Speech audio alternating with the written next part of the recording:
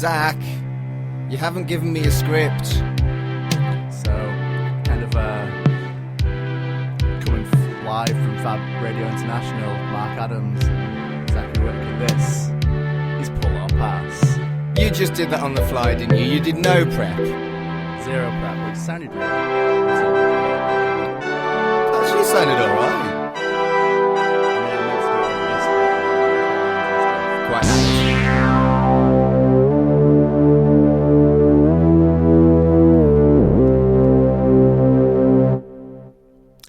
Welcome to Pull or Pass, your weekly geeky comic book show. It's issue 4, and I'm Mark, and he's Zach. Hello, Zach. Hey, Mark, how you doing? I'm alright. Yeah, I've read comics, and I'm doing a radio show again. It's kind of like a weekly thing now. It is. Yeah? We're doing well. We're a month in. 4 issues? Yeah. Yeah. We got any news? A bit. Go on. I've got 2 things. The first thing I've got is that the Riddler has been cast for the Batman. And it's Paul Dano. I've never heard of him. Indecisive. Are you going to tell me something about him? He was in Little Miss Sunshine. I mean, I could have Googled him, but I haven't. One of us had to. 12 Years a Slave and There Will Be Blood. Who was he in 12 Years a Slave? I didn't write that bit down. Okay. But still, that's a good film. 3 pretty good films. So. Yeah. And he's quite pretty as well, I thought. And we've never had a pretty Riddler except for No. Jim Carrey. Jim Carrey's got a certain pretty, but it's an unconventional pretty. Fair. And the one in the weird Batman teleseries that wasn't Batman, Gotham, he was quite pretty as well. I can't remember his name, but... He was kind of geeky pretty, wasn't he? Yeah. But yeah, is it just that he looks like you with hair, and that's... That sounds pretty. So yeah, new Riddler casting, which... I wasn't expecting the Riddler to be in this one. I was just expecting it to be maybe Catwoman and... Maybe just Catwoman? I mean, I feel like the details have been really thin, so they keep announcing little bits of casting, but I don't know anything about plot or what we're going to get, so... Well, we know the Riddler's in it. We know Catwoman's in it. Catwoman's and Batman. Well, yeah. But it feels unpredictable. It feels like, I don't know, who's next? Mr. Freeze? If we're following, like... Or King Tut. I mean, I was going for a kind of 90s film progression, but... I want King Tut. King Tut would make me happy. I can see that. I don't think we're going to get King Tut. Probably not.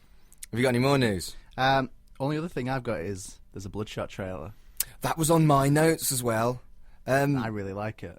I really liked it as well. I mean, I'm a sucker for Vin Diesel, and Guy Pearce is hot. So I was always going to like it, because Vin Diesel and Guy Pearce and stuff. But it looks brilliant. Yeah, it looks really good. I think my concern as a Bloodshot fan was that it was going to look just like any old action movie. Yeah. But, the fact that they've kind of given away in the trailer the thing about his memories being messed with to manipulate him. I know people have said that that's quite spoilery, but it's also kind of... Well, it's more premisey. Yeah, it's kind of Bloodshot 101. So yeah. Even though it feels like a bit of a spoiler, I think it... If someone said, what's it about, it'd be like, guy with a wigged up memory, not sure if he's doing the right thing. Chock full of nanites. Yeah, you know? and I would expect at least that if I asked someone. Yeah. So I don't think that's spoilery, really. No, I think it's, pretty... It's a pretty savage premise, I like it. Yeah, it seems like it could be quite dark at times. Yeah. I guess we'll see. It's like 4 months until it comes out, I think, February. And did you think that the special effects seemed quite fresh and slightly different and interesting? I think one of my concerns was... So last year, Valiant made a kind of Valiant TV web series that was Ninja vs. the Valiant Universe. Was it any good? It's alright. The kind of action sequences are good. The acting isn't amazing. But Jason David Frank, the Green Power Ranger... Yeah. Played Bloodshot in that. And the effects were quite kind of old school...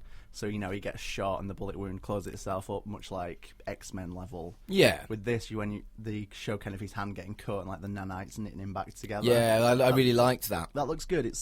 Feels like a different, more considered approach to how people would heal if they're full of tiny robots. Yeah, it was good. I was really impressed with it, and I'm quite excited for it. Yeah, I'm surprisingly positive. I've kind of tried to minimise my expectations. I didn't want to be super excited for Bloodshot and then it looked like a bad film. But no, it looks good. It looks good, so... It does.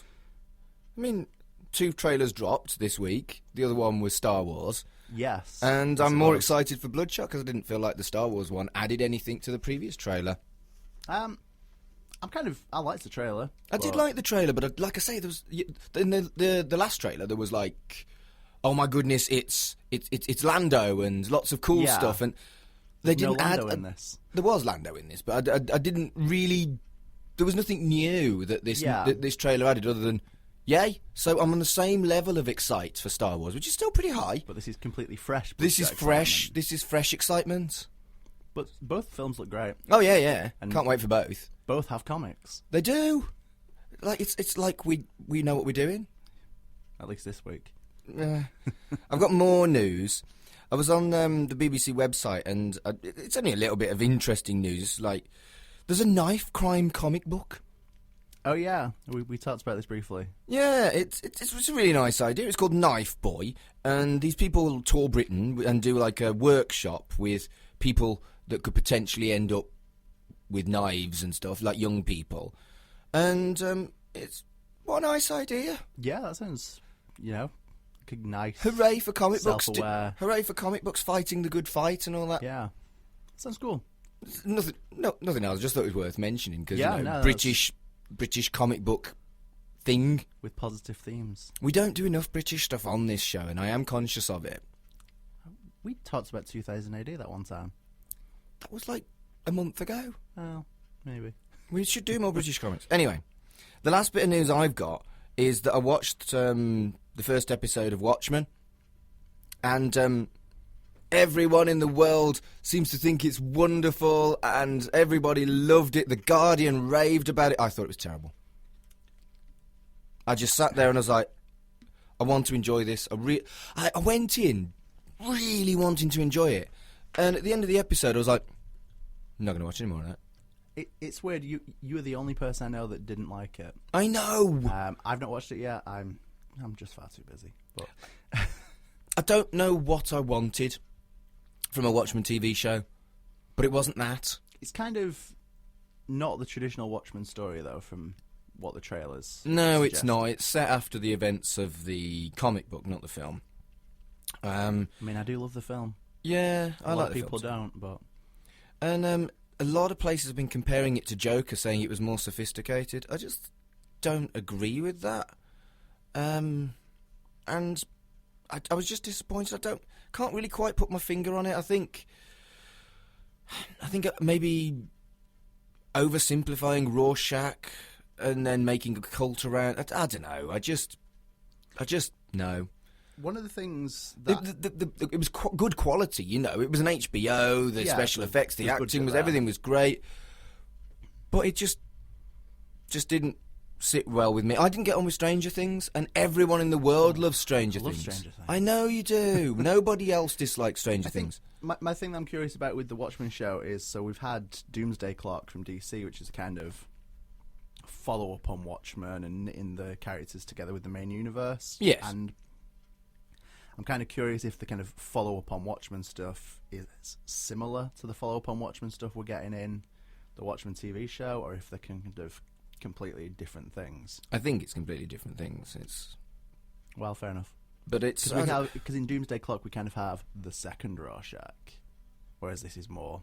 This is... Cult of Rorschach. Cult of Rorschach, yeah. I don't know. I just found it... No, I just didn't enjoy it. And sometimes that happens. I don't like Fight Club. I know, everyone looks at me. You don't have to like Fight Club. It's not like an unwritten... Everyone loves Fight Club. It's alright. I predicted the ending, by the way, of Fight Club. I was like, yeah, that's him in his mind. Within like the first 15, 20 minutes, and then I was right, and I was like, that's the twist. I mean, if you don't see it coming, it's a decent twist, but if your premonitions of Ed Norton's future are dead on. Yeah, I just... yeah, so maybe it's brilliant, but I was disappointed, and it... Like I say, I'm not sure what I wanted, but it wasn't that. I'll give it a watch and we'll... You'll probably come on next week and next gush and go, oh, it's brilliant. But I don't sound anything like that. no, I know you don't. Okay. You got any more news? That's me all out for news. No, so. it's a bit of a slow news week, isn't it? Yeah, it's a bit of a quiet one. Other than Bloodshot. Yeah.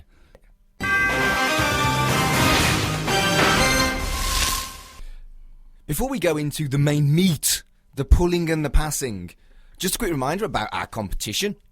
We have got a fabulous logo with a superhero, and I've also got a massive pile of 50 comics that I can't be bothered to put on eBay. So we're going to have a competition to win my massive pile of comics. Our logo, superhero, does not have a name, and the best I could come up with was Bob. So if you want a chance to win 50 comics, then message us on Facebook, on our Facebook page. Just search for Pull or Pass. Tweet us at Pull or Pass on Twitter. And that's it. There are no other ways to contact us. We don't have an email address, and we don't want one, because I would never check it. Would you check it? I mean, no, but... There we go. So, yeah, tweet us or join our Facebook group and message us and suggest a name for our superhero. We have had a few entries already. Some of them are great. Some of them are naff. But that's okay. And we'll announce the winner on next week's show, on issue 5. So there you go. Yeah. Yeah.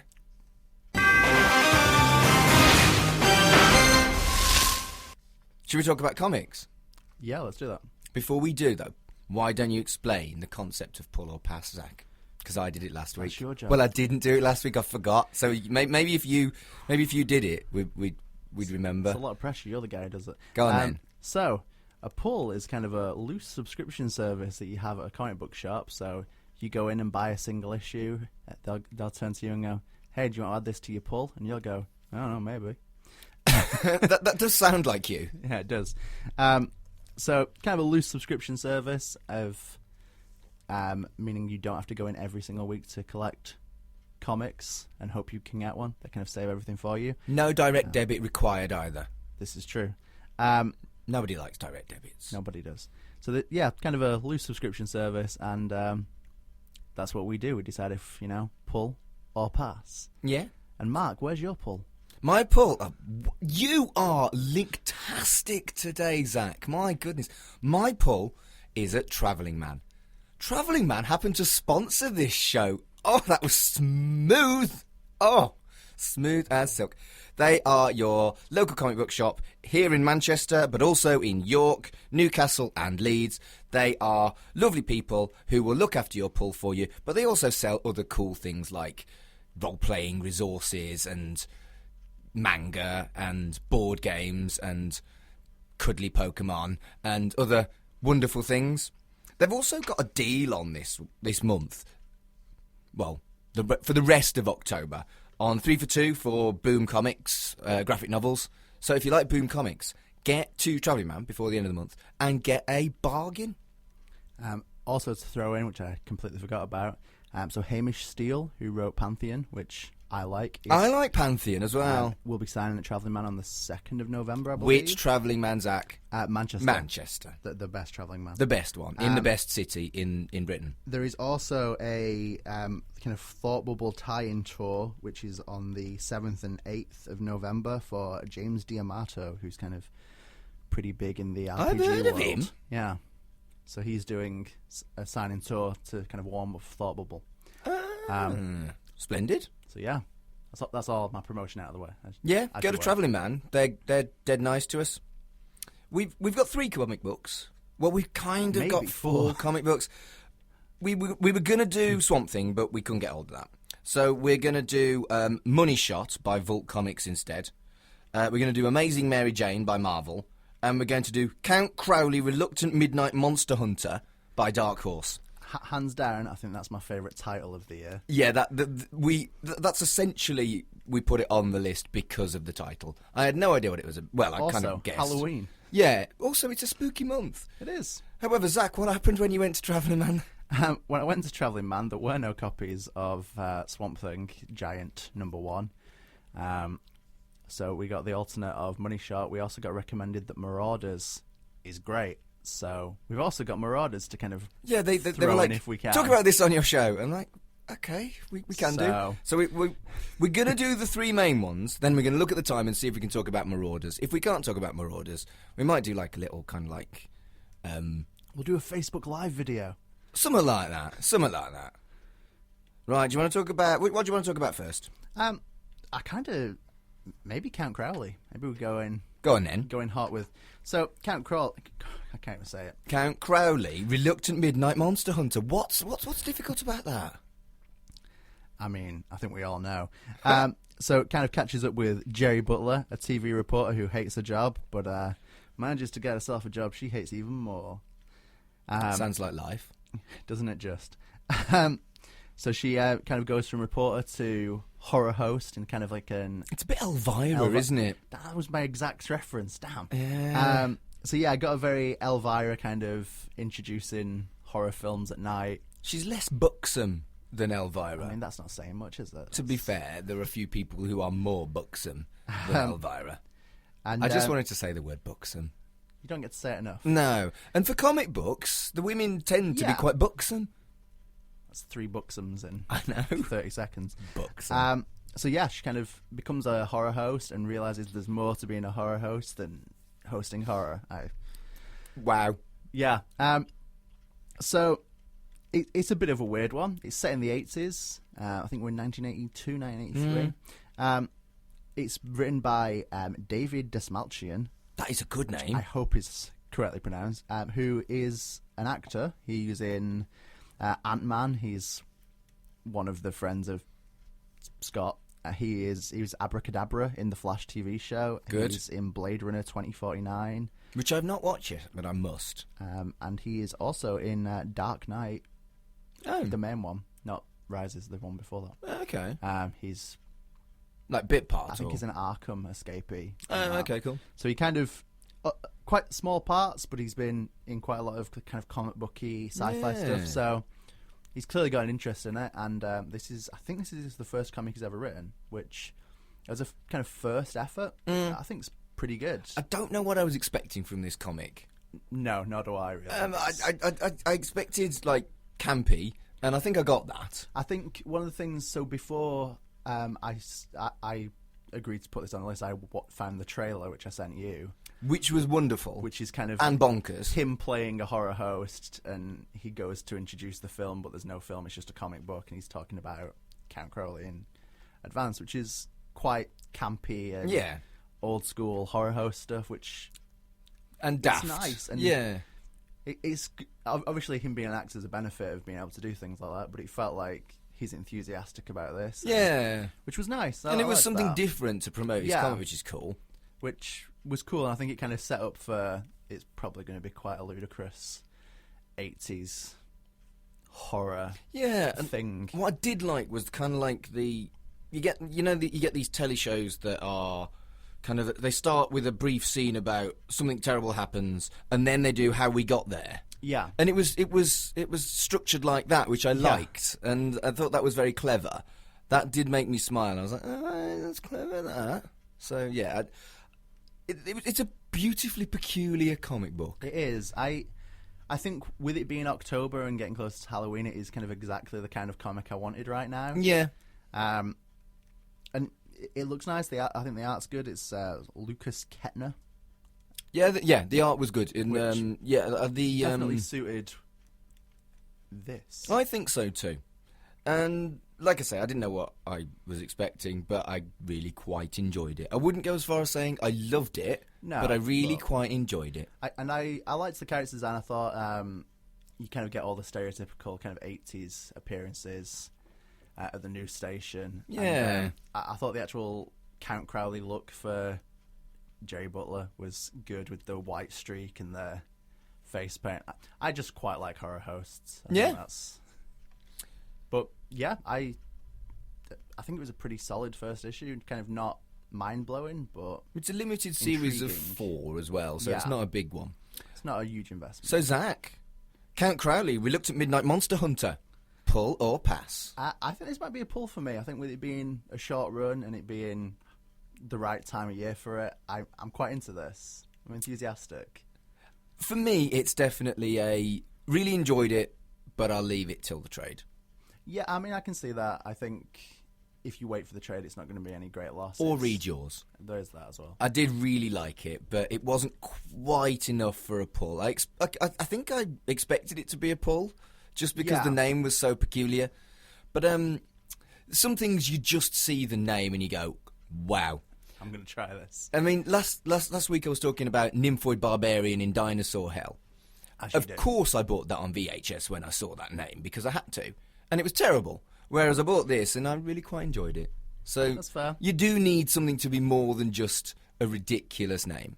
I think as well, I am, with this being David Desmalchian's first comic, I am kind of curious as to how it's going to pan out and if he'll do more comics. I mean, some other people, other, who've come from other art forms, like Gerard Way is a good example. Or CM Punk. Or CM Punk. I mean, not as successful at it, but who have gone into comics and done some really cool things. So I'm kind of on board to see where he goes with this. Yeah. So, yeah, Paul. Good. So, should we talk about Amazing Mary Jane by Marvel? Let's talk about Amazing Mary Jane by Marvel. Full disclosure, I went into this comic book thinking, I want to dislike this. I don't feel like Mary Jane is main title character worthy. Incidentally, though, this is the first MJ solo series ever. And I haven't read much of Nick Spencer's Spidey, so I'm not really up to date. Last I knew of Mary Jane, and this is going to show how far behind I was, she was leading Stark Industries. So I'm about 4 years behind with Spidey. Right. Well, the last I saw of Mary Jane was that the kind of like one more day thing. Okay, yeah. And that's the last Mary Jane stuff I read. I thought she was gone. No, she I've seen her in other things since. Like I say, she was heading up Stark Industries. I read Renew Your Vows as well, which is like the alternative. Renew Your Vows was fun, actually. I did like that. She's really good in that, where she is a mum, but Spider Woman. Spider Mum. Spider Mum, there you go. Spider Mum with Spider Child. Yeah. They are their accurate names. Spider Family are the best. Spider Fam. I can kind of live with that as like, if that's all the Spider-Man I got was just Renew Your Vows. I'm quite happy with that. Spider Fam. They shouldn't have called it Renew Your Vows. They should have called it Spider Fam. I mean, I've been trying to get the like Shazam Family rebranded as the Shazamily for years now. And nice. It happen. Nice. Do we have to talk about this comic? Yes, probably a little bit. Yeah, it was really unoriginal.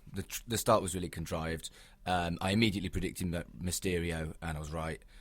Yeah. This is... This smacks of... It's almost the Amazing Mysterio at times. Yeah. It's almost like there's not enough about MJ. And I quite like MJ. This smacked of Marvel Comics Presents. Okay. A nice idea that shouldn't be its own kind of separate title. It smacked of put it in a Spider-Man annual.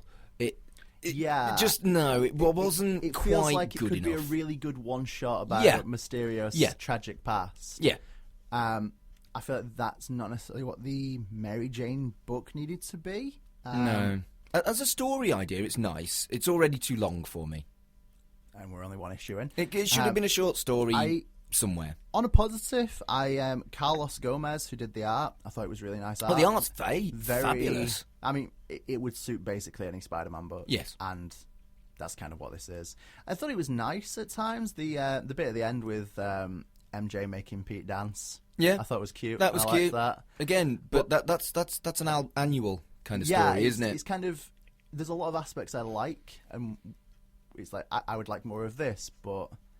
I don't know. I feel like if it was a big build, that it was all she was making this film and Mysterio was behind it all. Yeah, that's like, it feels like a full season reveal telling me that. And again, it could straight up. It could have been like a long-term subplot in a Spidey comic rather than. Yeah, I mean, I don't hate this. I just think as the Amazing MJ, I kind of wanted more focus on Mary Jane, which.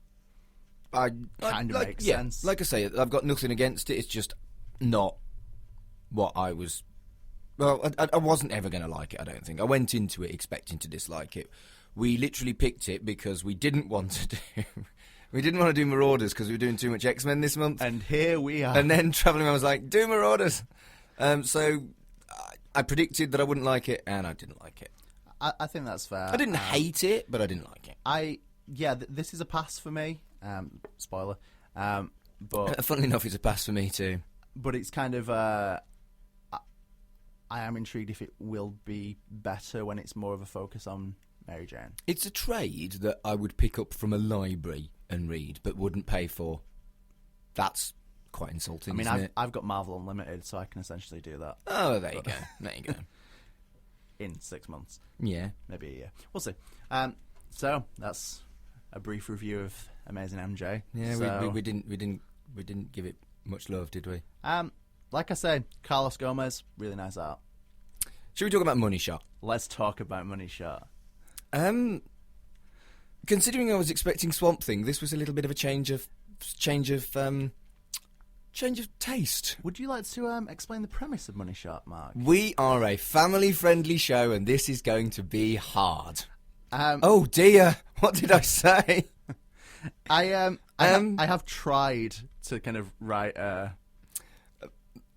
yeah, it's very sexual. I've got a family-friendly description of the book until the end, so I can kind of give you 3/4 of. I mean, we don't need to be you, but let's try and keep it PG. Okay. If we nudge into 12 territory, we are sorry. So the front cover leaves nothing to the imagination, does it?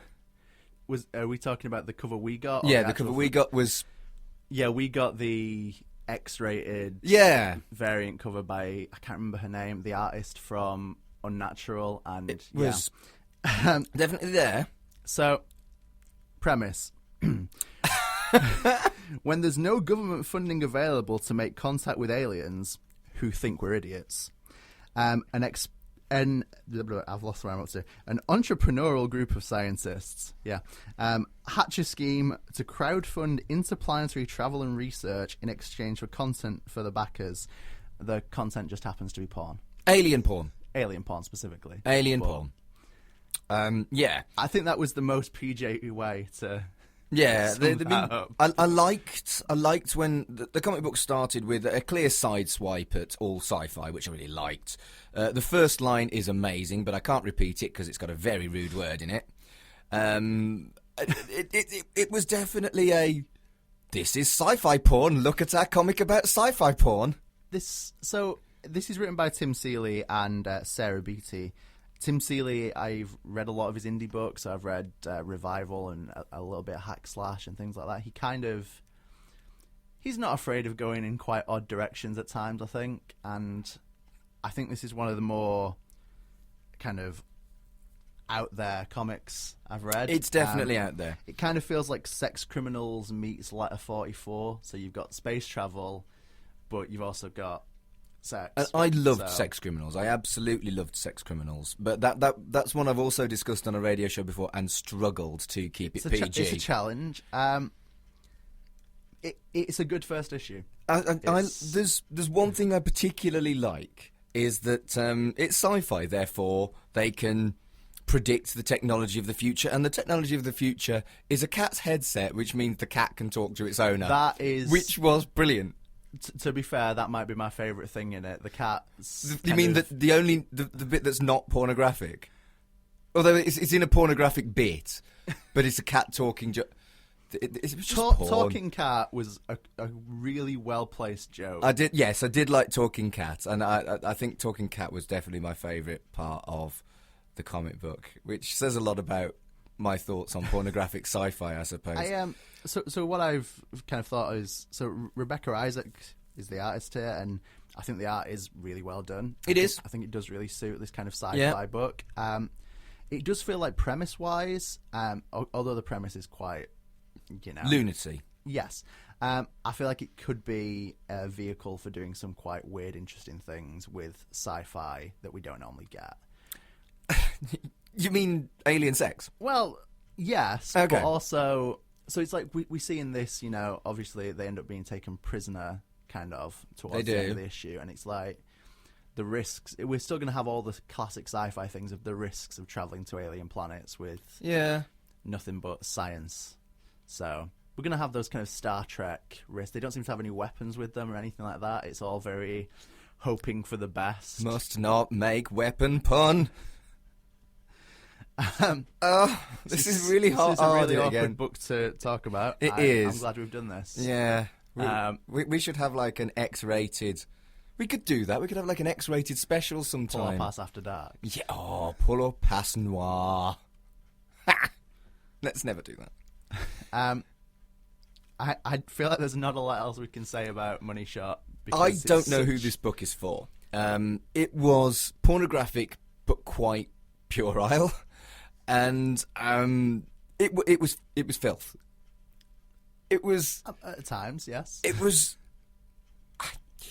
I feel like it's for 18 to 20-year-olds, and maybe some children that can get their hands on it that aren't supposed to. I don't know. I think there's more to it than that. I think there probably will be more sci-fi as we go along. I feel like they kind of threw everything into this first one to be like... They threw everything into the first line. Yeah, so I feel like it was about a lot of, hey, let's just really get people's attention and then we can do whatever we want. I'm kind of super intrigued about what this is going to be. I definitely like that it exists, yeah. but I'm not sure I want it. It's one of those where... So I really like Sex Criminals, and I really like quite a lot of different sci-fi books. I'm kind of curious how those things will be kind of married together here and what we'll get. Right. And I quite like Vault. Vault seems to do some quite interesting books as a publisher at the moment. And yeah, I've not... This is my first... This is my first encounter with Vault Comics, and well, they made an impression. I'm sure they did. Yeah. Thank you, Vault Comics. That was definitely something I wouldn't have been expecting anyway, but it definitely wasn't Swamp Thing. I feel like it was almost an effort to one-up Image on the I bet you wouldn't publish this. Which I have no problem with. I think that's great. I think edgy, pushing the boundaries, and the show porn. Does push some It's all good with me. Yeah, it's hard to say any other words. I need to stop saying it's hard. I know. It's gonna kill you. Right. Zach, Money Shot, pull or pass? It's a pull. I'm super invested. I'm really interested. I love that it exists, but it is a pass for me. I would probably pick up the trade at some point now, but no. I'm quite, like I say a lot of the time, I'm quite cautious with what I pull now because my pull list is gigantic and expensive. But I did like that. I like that this exists more than I liked it. I think. Okay, yeah, I can get that. It's indescribable, really, in many ways. At least indescribable on a Saturday morning radio show. Right, we've got 3 minutes. We've got 3 minutes to discuss Marauders. That's all right. 3 minutes. I've got 4 points. Let's do this. Okay, let's do this. Okay, Marauders. So, following up on last week's X-Men, it's kind of a Kitty Pryde tries to go to Krakoa, and she can't. What? Badass Kitty Pryde. Badass Kitty Pryde. Oh my goodness me! Who, in a speed play of getting through this. Kate Pryde now. Who's got badass Lockheed with her, who kind of becomes a pirate on the boat ride to Lockheed. Krakoa. Can I do my usual that gecko complaint? Oh man, the gecko. That gecko. I still don't know what the gecko's trying to sell. I will me, never I will never ever buy the product that is advertised by that bloody gecko. There's some. Can I also make my usual White Pages wine? There are so many. Insert White Pages wine. You know what we do. The only one I liked was there's one that's like a Kitty Pryde at sea 1-page diary, where it's like need to not drink all the whiskey. Yes, Logan will kill me, and the next one's like I am the captain now. So yes, that was clever. That's like a nice 1 yeah, that page. Was nice. And it was a little more adult than some X titles are going to be, I think, and that was a nudge towards that, I think. Yeah, there's a few things that so the things Ants in Travelling Man tried to sell me this Comic-Con were, so there's one panel where a little girl says to Pride, "Oh, you're the mutant who couldn't get there," and Kitty's like, "And you're the kid everyone hates." Nice. I also quite liked the gay joke. Did you spot the gay joke with Iceman? With Iceman. I'm not going to ruin it, but there's quite a saucy gay joke in there. I've got gay friends on Twitter who have been really into that. Yeah, I was pleased with that. So I really liked this compared to last week's X-Men. I wasn't sold on, and neither were you. No. I actually really liked this kind of badass Kitty Pryde. Kitty Pryde the pirate with her badass friends. Also- What a concept! Original Pyro in Yes. the ludicrous costume. Yes. I like Pyro. But what I thought was bizarre was you've got all these characters back in their original, some of them ludicrous costumes, but they've given Bishop a badass new look in this book, and I'm like, okay. It seems like an ongoing thing where anyone who writes Bishop is like, I'm going to redesign Bishop. But Bishop's new look was like nice. It's a weird one. For a lot of years, I didn't think I liked Bishop, and I think it was just that I'd never read the right Bishop comics. 'Cause he's pretty cool at times. But this is Pyro, Storm, Kitty, Bishop, Iceman. It's kind of much like I said last week. It's a lot of characters. I think the problem is the characters I like are all of the X-Men. This is the thing. So Every time I pick up one of these new issue ones of X-Men comics, I'm like, oh, look at which X-Men are in this. yeah, I just love all the X-Men too. yeah. So it's kind of, I love the X-Men. Doesn't really matter what I'm gonna find something I like. Now, I wish we had put this on because of all the X-Men titles that are coming out, the concept and the fact that this was amazing is probably going to be my favourite of the lot. And we only put it on because Ant from Travelling Man insisted. Yeah, and when he's right, he's right. And He's definitely right, isn't he? so in an effort to wrap this up as a quick review, I think this might be a pull. I was not going to pull. I was not going to pull any of the X-Men titles. I just wasn't. You can't pass everything, man. But Kitty Pryde Pirate, yeah, it's a pull for me as well. It's just a bloody good first issue. Isn't it just? Isn't it So, just? yeah, Marauders is the Marauders. the X-Men. It's also quickly to throw in. It's Jerry Duggan as well, and we liked Dead Eyes a couple of weeks ago. I added that to my pull as so maybe well. we just like Jerry Duggan. So, yeah. Marauders, I predict this now. Of all the X-Men we're going to be reading over the next few weeks, I think Marauders is probably the only one I'm going to end up putting on my pull.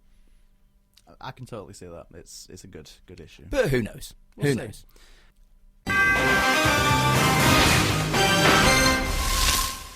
Right, we've not got much time left, so let's talk about what we're going to do next week. We are going to read Excalibur by Marvel, another X-Men title. X3, if you ask me. We put that on because We British weren't doing character. Marauders, and we were Yeah. breaking it up. And then we're going to do Joker Killer Smile by DC, which, Joker's fashionable at the moment. And He is. and It's also Jeff Lemire, and I just love Jeff Lemire. yeah, That was your choice, and you've blatantly put another book I'm going to have to pull on, aren't you? it feels like it. Ugh. That's what I do. And finally, we're going to do Roku by Image, which, I'll be honest... Whoa. Roku by Valiant. Oh, is it by Valiant? Oh, I thought it was Image. Valiant, baby. Oh, is it Valiant? Oh, that makes more sense, because, you like Valiant, don't you? I do like Valiant. And I just said yes, because it's a number one. I've got no idea what it's about. Do you know anything about the concept? Yeah, it's about Roku. Who's Roku? So Roku is a kind of ninjak villain. Okay. She's got similar powers to Medusa from the Inhumans. So That would involve me knowing who Ninjak was. moving hair, but razor sharp moving hair. Kind of Gosh. a assassin type. Okay. That does sound interesting. Which is pretty cool. Which one are you looking forward to the most? It's a tough week. Mm. I'm kind of looking forward to Roku, but I think it might be Killer Smile for me. It's Killer Smile or Excalibur. I really want Excalibur to be good because I want there to be a cool British superhero because Union Jack is not cool. Hey, Union Jack is fine. Is this another agree to That's disagree? what his merchandise would say. Yeah, Union Jack is okay. Thank you for listening to Pull or Pass. He's been Zach, I've been Mark. We've pulled, we've passed. We're going to do it again next week. And we'll see you then.